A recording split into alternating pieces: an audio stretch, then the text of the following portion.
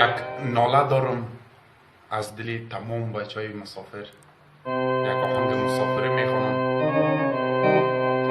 دیگه، تقدیم میکنم به بچه هایی که مسیج کرده بود و آهنگ مسافری فرمایش داده بود. دیگه مسافر هر کجایی که باشه لبت پرخنده باشه و در پناه خدا جان باشه. یک زمزمه یک بسیار کوتاه تقدیم به بچه های مسافر از نوکریتان.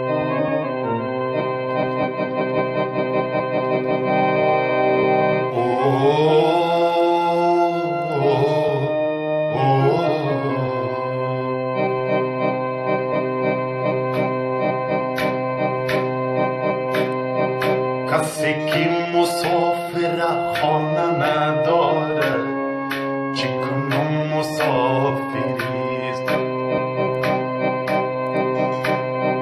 دل بیچارهش لانه نداره چی کنم مسافریست.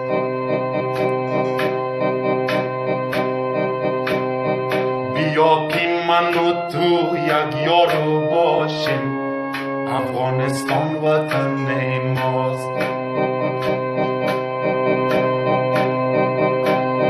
میانی پرده انار رو باشیم، خراسان وطن ماست. میانی پرده انار شیرین، هزارستان وطن ماست.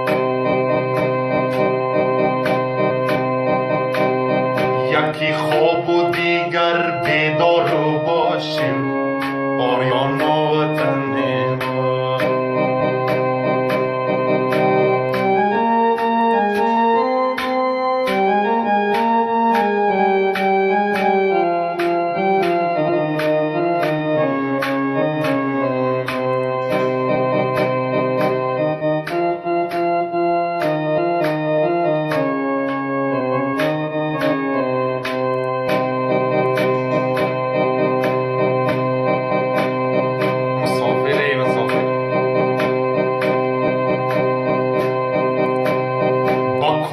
جان کنم یک خد روانه چی کنم مسافرم،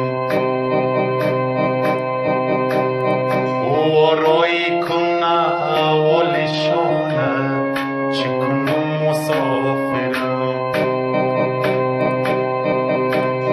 خدا کنه که مادر خوب باشه چی کنم مسافرم.